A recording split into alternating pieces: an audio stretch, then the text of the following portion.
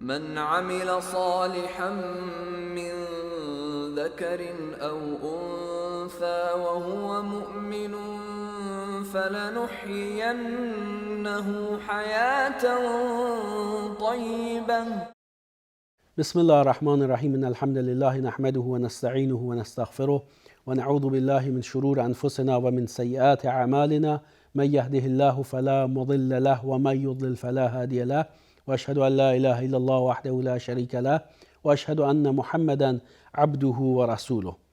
عرض درود و سلام دارم خدمت شما بینندگان عزیز و گرامی. السلام علیکم و رحمت الله و برکاته. امیدوارم که فرصت همراهی با بنده رو در این برنامه داشته باشید تا به اتفاق یکدیگر نگاهی دوباره و کوتاه داشته باشیم به مفهوم امانت و امانتداری و البته آیاتی از قرآن کریم در این باره، البته مروری کوتاه بر آیاتی از قرآن کریم و بعد مسئله و موضوع دیگر که در این عرصه در رابطه با مکارم و ارزش‌های اخلاقی از اهمیت والایی برخوردار هست، موضوع ایثار و از خودگذشتگی. قبل از اینکه موضوع ایثار و از خودگذشتگی رو آغاز بکنیم و بهش بپردازیم، آیاتی چند از قرآن کریم رو از نظر می‌گذرونیم، نگاهی کوتاه بهش داریم. آیه 8 سوره مبارکه مؤمنون والذین هم لاماناتهم و عهدهم راعون. مؤمنان رو معرفی میکنه، عبارتند از کسانی که صفت و ویژگی مؤمنان رو بیان میکنه، مجموعی از صفاتش رو بیان کرد. در آیه 8 سوره مؤمنون دو صفت دیگر رو بیان میکنه، والذین هم لاماناتهم و عهدهم راعون، کسانی که امانتدار هستند و کسانی که به عهد و پیمان خودشون توجه دارند و رعایتش میکنند. و از این روز که میتونیم بگیم که حفظ عهد و پیمان و پایبندی به عهد و پیمانی که میبندیم از جزو مصادیق و معانی و مفاهیم امانتداری است، گرچه معنا و مفهوم امانتداری بسیار بسیار گسترده تر از این هست که ما اون رو خلاصه بکنیم و محدود بکنیم به پایبندی به عهد و پیمان، که در این باره مفصل در قسمت پیشین برنامه حیات طیبه با شما سخن گفتیم و نگاهی داشتیم، اشاره‌ای داشتیم به آیه 58 سوره مبارکه نساء که دستور رب العالمین هست، ان الله یأمرکم ان تؤدوا الامانات الی اهلها، که این آیه 58 سوره مبارکه نساء یکی از مفاهیم والا و گسترده امانتداری رو میرسونه، چون بیان میکنه که الله سبحانه و تعالی به شما دستور داده که امانتدار باشید و امانت رو به اهل اون برگردونید. الله داره دستور میده به امانتداری، بنابراین امانتداری معنا و مفهوم و یک رویکرد عملی و اخلاقی بسیار ارزنده و ارزشمند هست که الله سبحانه و تعالی بهش دستور داده و همین کافی است که ما موضوع امانت و امانتداری رو به عنوان امر و فرمان الله بسیار بزرگ و ارجمند و دارای ارزش بدونیم، تا اونجایی که در حدیثی که پیشتر در قسمت گذشته بیان شد، رسول خدا صلی الله علیه و آله و صحبی اجمعین به فرموده انس رضی الله عنه میگه که خیلی کم پیش اومد که رسول الله صلی الله علیه و سلم برای ما سخنرانی بکنن و درش بر این نکته تاکید نکنند که لا ایمان لمن لا امانت له، از کسی که امانتدار نیست نفی ایمان کردند، که تاکید داشتیم و بیان نمودیم که بیانگر معنا و مفهوم گسترده امانتداری است و ارتباط اون با ایمان. امانت و ایمان معانی و مفاهیمی است کاملا به هم پیوسته که دیگر مفاهیم و ارزش‌های اخلاقی رو هم این گونه می‌بینیم. اما یکی از مصادیق بارز امانتداری رعایت عهد و پیمانی است که انسان با کسی می‌بنده.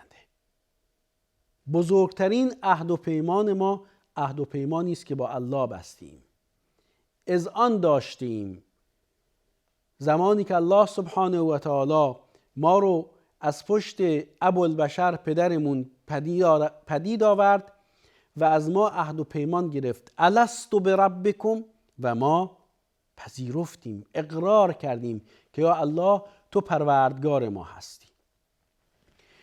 یکی از مصادیق بارز امانتداری رعایت عهد و پیمان هست و بزرگترین عهد و پیمانی که ما با داریم عهد و پیمانی است که با الله بسته ایم و حکمت آفرینش ما انسان هاست. و ما خلقت الجن والانس الا لیعبدون. الله سبحانه و تعالی ما رو برای عبادت خودش خلق کرده و از این روست که امانت و امانتداری یعنی دینداری، یعنی ایمان داشتن، یعنی تعهد در قبال عهد و پیمانی که با الله بسته ایم و تعهد نسبت به همه دستورات و فرامین الله سبحانه و تعالی، احترام به پدر و مادر و قضا ربک الا تعبدوا الا ایاه و بالوالدین احسانا. دستور الله سبحانه و تعالی است که کسی و چیزی جز او رو عبادت نکنیم و به پدر و مادر نیکی بکنیم. لذا هر دستوری که الله داده، حفظ اون دستور و اجرای اون دستور و فرمان بردن از الله سبحانه و تعالی به معنای حفظ امانتی است که به ما سپرده باشه، به ما الله سبحانه و تعالی سپرده. نوع تعاملی که با فرزندان داریم، نوع تعاملی که با همسر داریم. و من آیاتی ان خلق لكم من انفسكم ازواجا لتسكنوا الیها و جعل بینکم موده و رحمه. لذا موضوع امانت و امانتداری به گستره همه ابعاد زندگی ما انسانها، البته در ارتباط با فرمانبرداری از الله سبحانه و تعالی و اجرای دستورات و فرامین اوست. به این خاطر هست که در نخستین آیه از سوره مبارکه مائده می‌بینیم که الله سبحانه و تعالی می‌فرماید و اوفوا بالعقود، به عقد، به قرارداد و به پیمانی که امضا می‌کنید و می‌بندید وفادار باشید.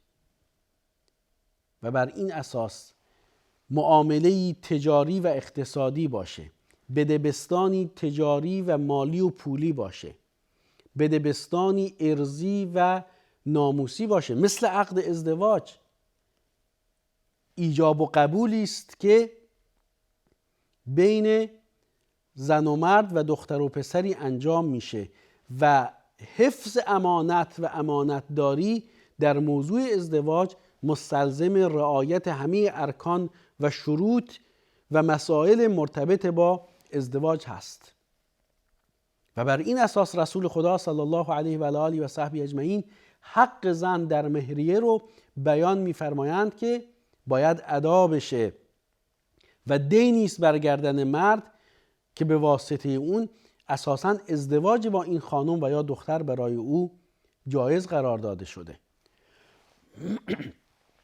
و حتی اگر از یکدیگر جدا شدند، الله سبحانه و تعالی می‌فرماید که اگر قنطار و مال کثیری هم به او داده بودید، اون رو دیگه بر نگردونید. ببینید موضوع امانت همه ابعاد زندگی ما رو در بر میگیره. مسائل عبادی، مسائل اجتماعی، مسائل فردی، مسئله ازدواج، مسئله طلاق. میبینیم که در هر یک از این مسائل اثری از امانت و امانتداری و اهمیت حفظ امانت هست. زن و مردی که از هم جدا شدن، الله سبحانه و تعالی می‌فرماید ولا تنسوا الفضل بینکم. اون خوبی هایی رو که در بین شما بوده اون رو از یاد نبرید، حفظ امانت بکنید. مردی از خانومی جدا شد، از همسر سابق خودش جدا شد، مدتی با خانومی زندگی کرد، ناسازگاری و به دلایل مختلف از یکدیگر جدا شدند. برای مرد جایز نیست که آبروی اون زن رو ببره و از خصوصیات و مسائل شخصی اون زن نزد دیگران سخن بگه و برای زن هم جایز نیست که از خصوصیات و مسائل شخصی شوهر سابق خودش نزد دیگران سخن بگه.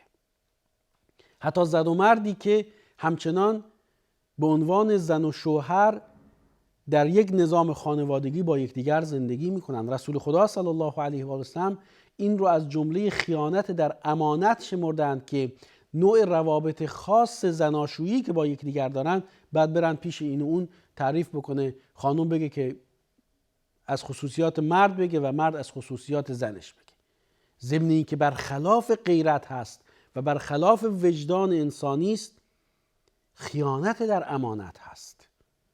بنابراین امانت و امانتداری ابعاد مختلفی از زندگی ما رو شامل میشه و موضوعی است بسیار بسیار فراگیر.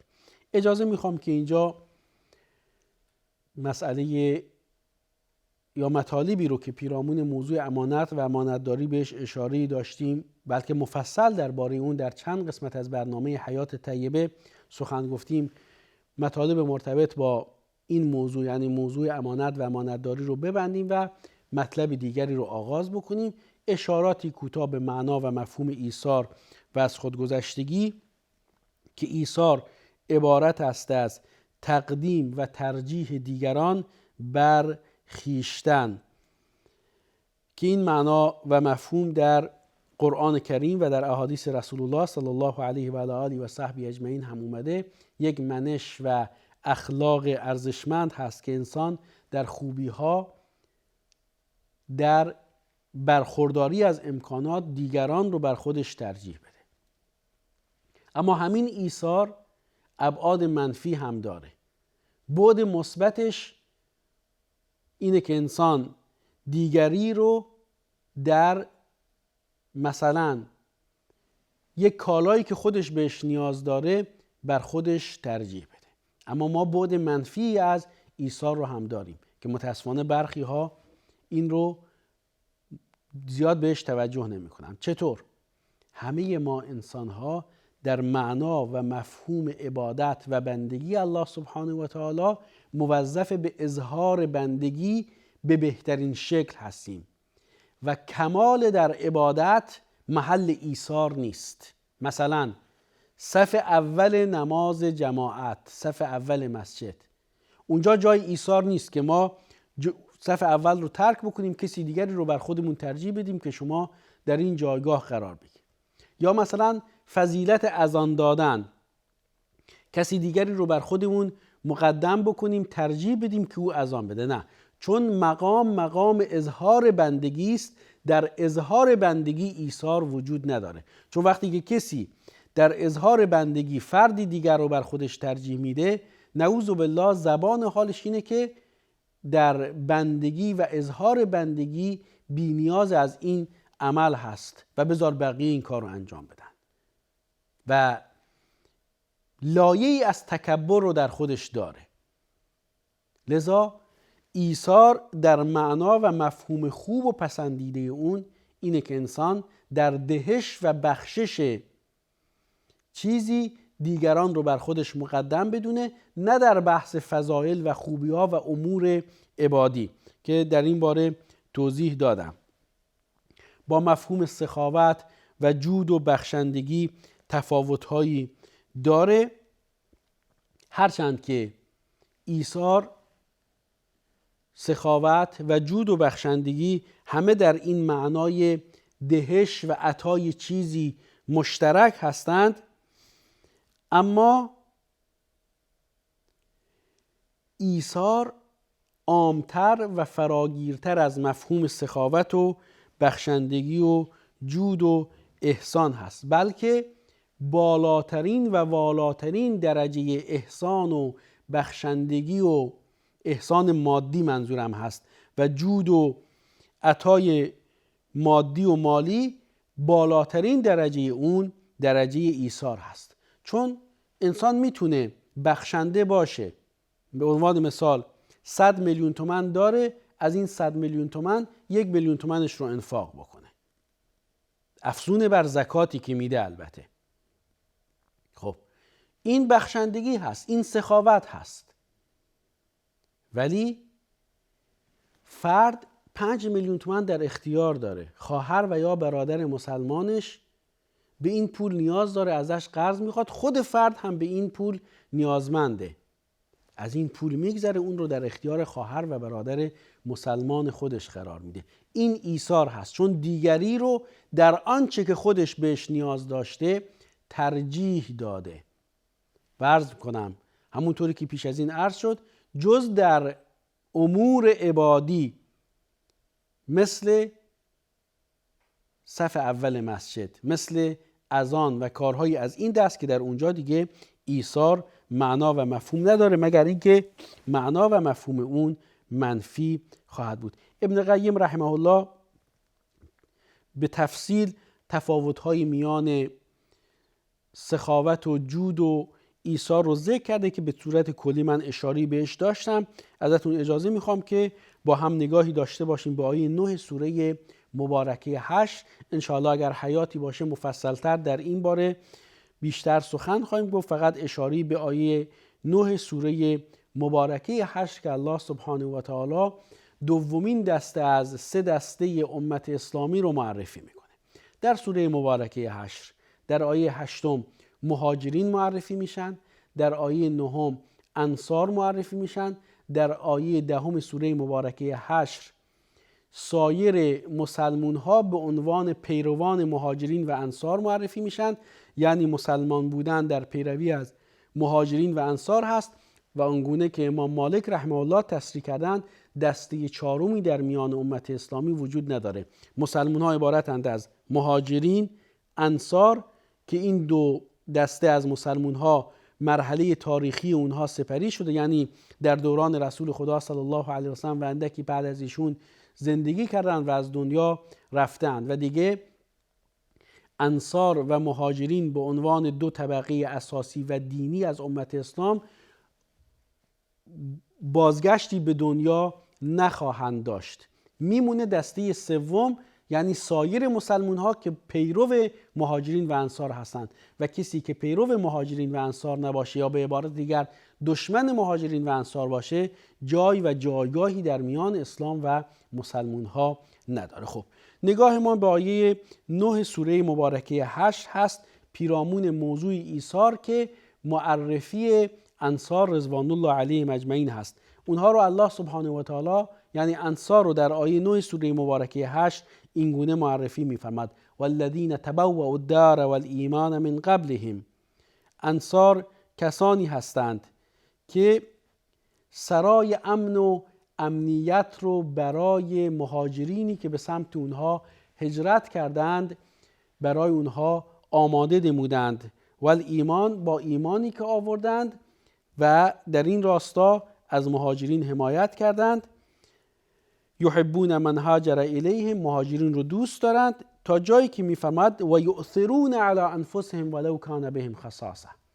به رغم اینکه خودشون در تنگنا بودند مهاجرین رو بر خودشون ترجیح دادند که این اشاره است کلی در باره ایثار و از خودگذشتگی که انشاءالله در قسمتی دیگر از برنامه حیات طیبه مفصل با شروعی دوباره درباره این آیه پیرامون این موضوع یعنی ایثار و از خودگذشتگی سخن خواهیم گفت.